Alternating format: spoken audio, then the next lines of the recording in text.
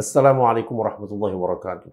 Alhamdulillah, wassalatu wassalamu ala rasulillah wa ala alihi wa sahbihi wa mawala amma ba'du. Masih berbicara soal sedekah. Kita mau melihat seperti apa sahabat, begitu juga tabi'in di dalam mempraktekkan sedekah sebagai sebuah ajaran. Ibunda kita Aisyah radhiyallahu anha, Ummul Mukminin, diriwayatkan oleh Urwah ibnu Zubair. Beliau berkata, "Laqad ra'aitu Aisyah radhiyallahu anha tasaddaqat bi 70,000 dirham." Kulihat sendiri Aisyah radhiyallahu anha, ibunda kaum mukminin, bersedekah 70,000 dirham. Subhanallah, 70,000 dirham. Luar biasa. Ya. Begitu hebatnya. Kalau Anda bayangkan saja, nah, satu dirham itu 500.000. Ya. Kalikan 70,000, 70,000. 70,000. Berapa ratus juta itu? Subhanallah. Itulah seorang wanita, ibunda kaum mukminin yang tumbuh di dalam rumah, ya, Baitun Nubuwah Rasulullah sallallahu alaihi wasallam, yang dinikahi Rasul sejak kecil, ya, tumbuh dalam rumah Baitul Iman. Ayahnya seorang sahabat senior. Dari rumah ayah pindah ke rumah kenabian. Pindah ke rumah Baitun Nubuwah. Dididik oleh Rasulullah melalui turunnya wahyu, bimbingan nabawi. Tidak heran kenapa lahir seorang ibunda yang berani menafkahkan, membelanjakan, mensedekahkan 70,000 dirham dari uangnya. Kita betul-betul merenung, ya. Padahal kalau kita pikir-pikir, ya mungkin pencaharian income ataupun aset seseorang di zaman kita ini ada yang melebihi kekayaan ibunda kita Aisyah radhiyallahu anha. Tapi persoalannya bukan kekayaan, persoalannya adalah kesiapan, keikhlasan, kemauan untuk bersedekah. Kemudian ada cerita dari seorang tabi'i yang bernama Malik bin Dinar. Ini terkenal sekali ini ya. Malik bin Dinar, seorang tabi'i yang artinya jadi tempat bertanya orang. Malik bin Dinar suatu hari duduk di rumahnya, tiba-tiba datanglah ada seorang peminta-minta. Orang itu meminta sesuatu. Ya. Kemudian Malik bin Dinar ini memiliki satu karung kurma. Ya, buah yang namanya buah makanan hampir setiap rumah ada.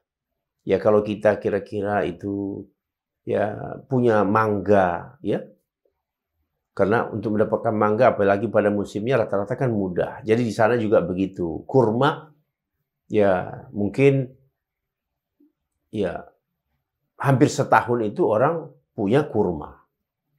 Jadi Malik bin Dinar memiliki satu karung kurma. Lalu datanglah seorang bapak peminta-minta.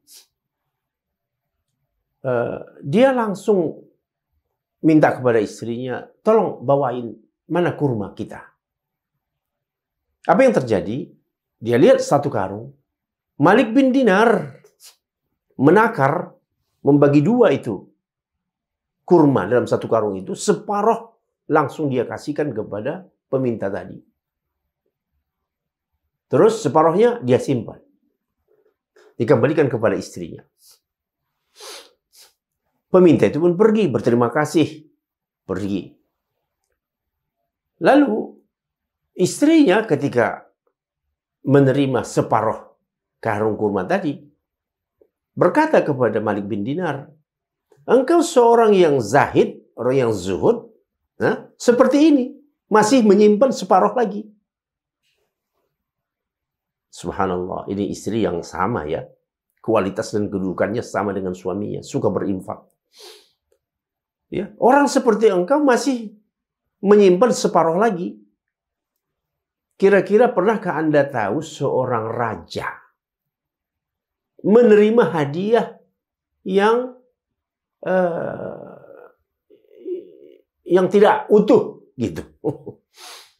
Menerima hadiah yang tidak utuh, separuh. Ibarat kue yang dalam bungkus separuhnya. Pernahkah Anda melihat ada seorang raja menerima pemberian dari orang separuh? Lalu Malik bin Dinar dengan teguran istrinya langsung memanggil peminta tadi agar kembali. Kemudian dia ambil yang separuh tadi di rumah itu, dia kasih langsung kembali kepada bapak yang meminta tadi. Nah, Malik bin Dinar pun berterima kasih kepada istrinya yang mengingatkan, ya, betapa kalau bersedekah itu, ya, serius. Lalu Malik bin Dinar membacakan, ya, sebuah ayat yang sangat menyentuh hati kita akan keadaan yang dihadapi oleh setiap manusia di hari akhirat, neraka. Apa kata Allah? Pembalasan kepada orang-orang yang mengingkari. Khuduhu faghulluh, thumma al-jahima salluh, thumma fi silsilatin dhar'uha sab'una dhira'an faslukuh. Allah memerintahkan kepada malaikatnya, ayo, ambil kamu itu orang. Ikat dia. Lemparkan ke neraka jahim. Ikat dengan rantai 70 hasta. Ya, orang satu hasta saja diikat dengan rantai besi, gak bisa lagi bergerak. Bagaimana kalau 70? Ya, sab'una dhira'. Ikat 70, rantai 70 hasta. Lemparkan, faslukuh. Lemparkan dia ke dalam neraka. La ilaha illallah. Inna lillahi raji'un. Lalu, ayat setelah itu mengatakan apa penyebabnya? Langsung ayat itu berbicara, itu suratul Haqqah ayat 30-32. Ayat 33-nya, innahu kana la yu'minu billahil azim.